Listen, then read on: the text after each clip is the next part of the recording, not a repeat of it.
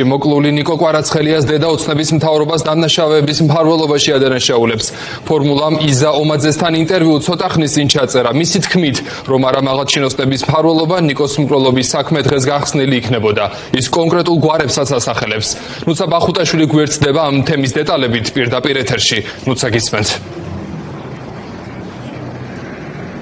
დიახ, გიორგი, სანამ მოგიყვებით იზა ომაძესთან ინტერვიუს შესახებ და გეტყვით თუ რა დეტალები გაუზიარა მან ფორმულას ინტერვიუს დროს, მანამდე მოგიყვებით გიგა ავალიანის მკვლელობის საქმეზე, რომელსაც გამოეხმაურა იზა ომაძე სოციალურ ქსელში და არასრულწლოვნების ბრალდებული პირების სასამართლო პროცესი აღკვეთ ღონისძიებასთან დაკავშირებით. ახლა უნდა დაიწყოს თბილისის საქალაქო სასამართლოში. მოსამართლემ უნდა იმსჯელოს გუშინდელ გავრცელებულ ვიდეო კადრებთან დაკავშირებით, რომლის საფუძველზეც პროკურატურამ ახალი ბრალდება წარუდგინა დაკავებულ სამ ბრალდებულს, რომლებიც ისედაც პატიმრობაში იმყოფებოდნენ 28 წლის მასწავლებლის გიგა ავალიანის მკვლელობის ეპიზოდთან დაკავშირებით და მათ ამ საქმეზე სხვადასხვა ბრალდება ჰქონდათ წარდგენილი. ამ ეტაპზე კი მათ პროკურატურა ედავება ჯგუფური ძალადობის ორგანიზებასა და მასში მონაწილეობას. საკმაოდ მძიმე იყო ვიდეო კადრები, რომელიც გუშინ პროკურატურამ გაავრცელა. შესაბამისად ისინი პატიმრობას მოითხოვენ კვლავ ამ საქმეზეც აღკვეთ ღონისძიებად, რაც შეეხება დაცვის მხარეს და რა პოზიცია ექნება თუ უშუალოდ ბრალდებულ არასრულწლოვნებს. ადვოკატების განმარტებით ნაწილი მათგანი დუმილის უფლებას იყენებდა ამ დრომდე და საინტერესოა ახლა დაარღვევენ თუ არა დუმილს ბრალდებულები და ექნება თუ არა მათ სათქმელი რაიმე სასამართლოსთვის. ამის შესახებ სულ ცოტა ხანში გახდება ცნობილი. ჩვენ გვქონდა შესაძლებლობა გავსაუბრებოდით მათ მშობლებსაც, რომლებიც თბილისის საქალაქო სასამართლოში მივიდნენ. მშობლების განმარტებით ჯერჯერობით დადასტურებული არაფერი არის, ექსპერტიზის შედეგებს ელოდებიან. ისინი ამბობენ, რომ ობიექტურად უნდა განხორციელდეს მართლმსაჯულება და ვინც დამნაშავე არის ობიექტურად და მიკერძოების გარეშე უნდა დაისაჯოს.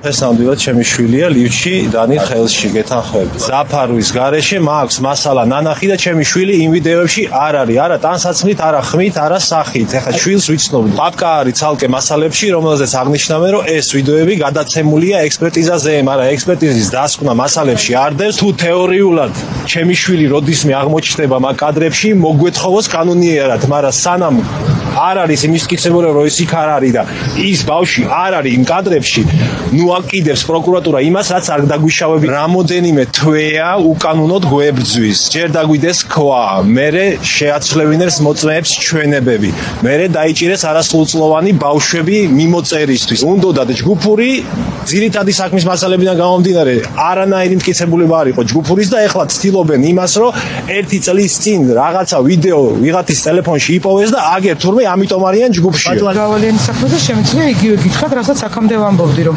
დემეტრეს არავითარ მომზადებაში რა ბრალიც წაუყენეს, მონაწილეობა არ მიუღია. ამისი არავითარი მტკიცებულება არ არსებობს კონკრეტულად იმ ბრალში. ამას რაც შეეხება, კიდევ ერთხელ ვამბობ, რაშიც არის ჩემი შვილი დამნაშავე, დაისაჯოს. მე არავითარი ასე ვთქვათ, უსამართლობის განცდა არ მექნება, ოღონდ ობიექტურად. ეს შემთხვევა იქნება პრეცედენტული და ძალიან მძიმე შედეგს გამოიღებს. ფაქტიურად სხვა ნებისმიერ შემთხვევაში სასამართლოში საქმის წარმართვას არანაირი აზრი არ ექნება, თუ შეძლება ესეთი კანონის გვერდის ავლით ბრალდების დამძიმებას.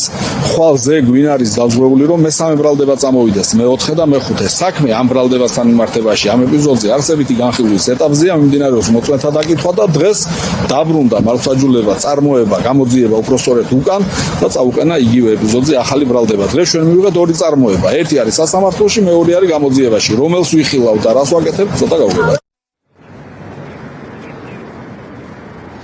როგორც უკვე გითხარით, იზა ომაძე 22 წლის მოკლული ნიკო კვარაცხელიას დედამ ფორმულასთან ისაუბრა, მას შემდეგ რაც პროკურატურამ გაასაჯაროა ეს ვიდეო კადრები. იზა ომაძე და მისი ოჯახი ამ დრომდე ითხოვს, რომ მათი შვილის მკვლელობის დამკვეთები გასამართლდნენ და გამოიძიონ ეს რეზონანსული და გახმაურებული მკვლელობის საქმე ეფექტურად იზა ომაძე საჯაროდ მიმართა მოითავს გიორგი გვარაკიძეს, გენერალურ პროკურორს, რომ საქმე, რომელიც ისედაც დიდი ხანია პროკურატურის თაროზე გახსნილია, გაასაჯაროოს და ყველა დეტალი საჯაროდ მოჰყვნენ 22 წლის ნიკო კვარაცხელიას მკვლელობის შესახებ. იზაომაძე კონკრეტულ სახელგვარებსაც ასახელებს ფორმულასთან საუბრისას და ამბობს, რომ მაგალითად იმდროინდელი გენერალური პროკურორი ირაკლი შოთაძეც იყო ჩართული მისი შვილის მკვლელობის დამალვის საქმეში.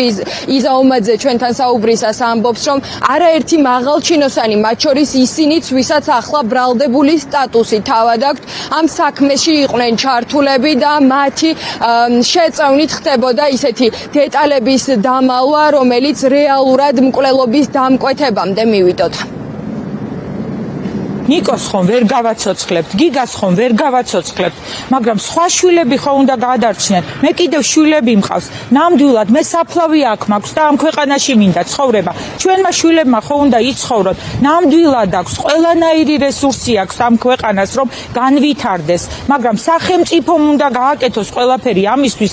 არ უნდა ჩაიფარცხოს ესეთი მკვლელობები, არ უნდა ახალისდენ ახალგაზრდებს, რომლებსაც ქვეყანა უყვართ, მათ უსწორდებიან, სისხლს დენენ და კვლელებს ახალისებენ. აი ამ ადგილიდან მიუმართავ გიორგი გვარაკიძეს, მასაც თუ არ უნდა, მიუმართავ დანარჩენ მთავრობის წევრებს, ქართული ოცნების წევრებს, თუ უნდათ, მათაც არ შეიძილო ნიკო კვარაცხელიას მკვლელობა, რომელიც არის გახსნილი.